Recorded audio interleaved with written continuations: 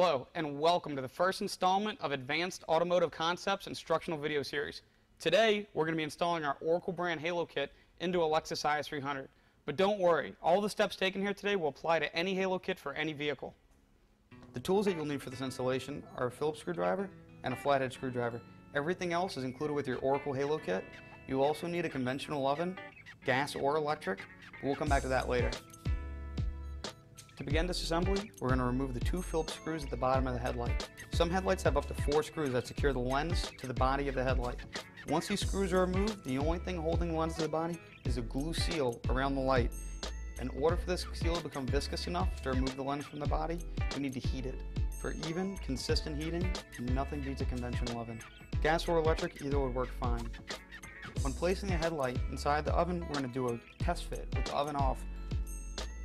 The headlight should be centered in the oven, away from lower and upper heating elements.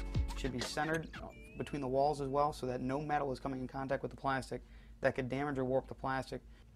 We're going to bake these at 215 degrees Fahrenheit. Once it warms up, we're going to put the light in here for about 15 minutes. We're going to pull it out and give it a shot opening up after that. With the warm light now on the soft towel, we'll begin by prying at this front bottom tab here and slowly removing the lens from the housing, careful not to get any glue on the inside of the light. As we pull it away in one slow, consistent motion, most people believe that if a headlight retains moisture, it's due to a poor reseal. In actuality, it's usually due to them being opened improperly. With that being said, we're going to go back and check any areas on the headlight that may have been damaged during lens removal. While it's still hot, we're going to go and bend those tabs back into place so that you don't have any kind of problems with moisture down the road. With the lens and body assemblies now out of the housing, we could start by pressing down on the chrome housing and removing it from the light.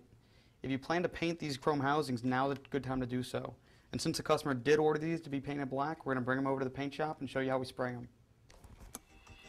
Hi, I'm here to show you how to paint your factory housing for your headlight with common tools that you can find at any car parts store.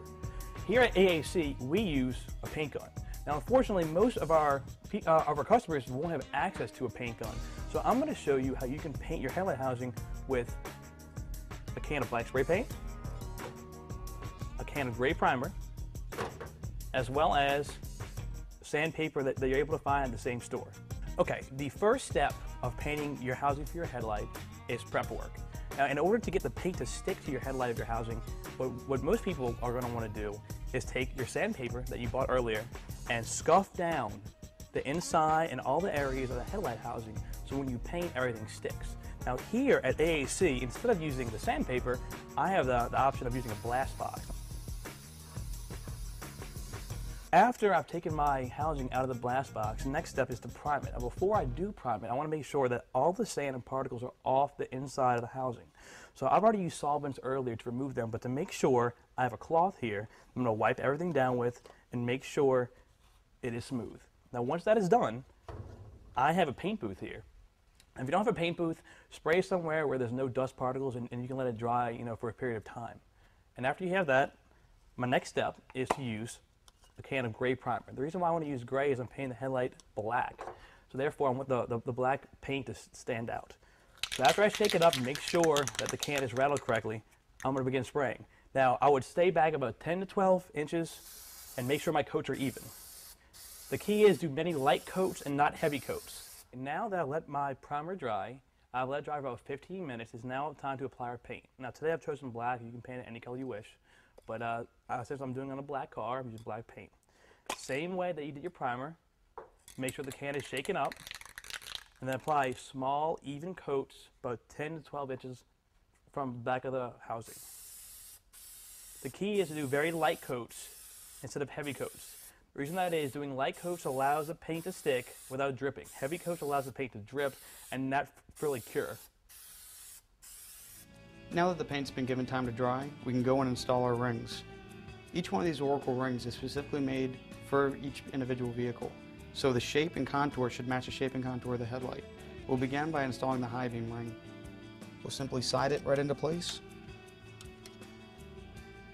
Now once it's matched up, we're going to use a small piece of painter's tape to secure it in that position until we apply our epoxy. Very similar with the low beam ring. I'm going to slide it right into place. and secure it with a piece of tape.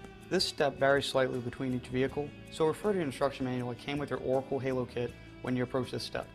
Now with your rings set in place, you can get your epoxy that comes with your kit. You're going to mix 2 equal parts of the blue and the red.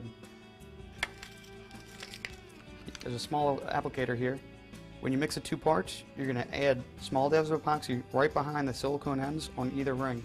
Again, this step's going to vary between vehicles, so please refer to the installation guide. Now with the rings set in place, we install the housing back into the lens assembly. We do so just by snapping it right back into its original spot.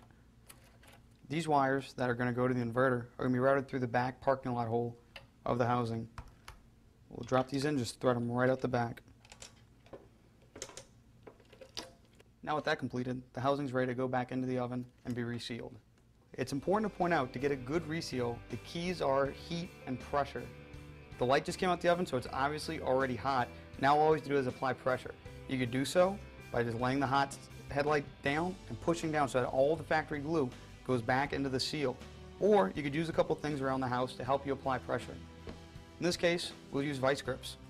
You just clamp these all along the edge of the light, and we're going to leave these about 15 minutes to let the light completely cool, and that way the glue has time to set and harden. Now with the headlight reassembled, all we have to do is hook up our power supply. We do this by taking the wires that go to the rings and connect them to our power inverter. Simply connect the small connectors on the back, and then you take your red and black wires and wire them to any 12-volt source. We suggest using the parking lights in the car, and that way you can turn them off and on from your factory headlight switch. Now you have a working set of halos, and the job's complete. Thanks for choosing Advanced Automotive Concepts. Be on the lookout for our next video where we'll show you how to install our Oracle Xenon Lighting Kit. If you have any additional questions or would like to make a purchase, you can visit our website at www.aacstyle.com. You could also call our 800 number. It's 800-407-5776. Thanks.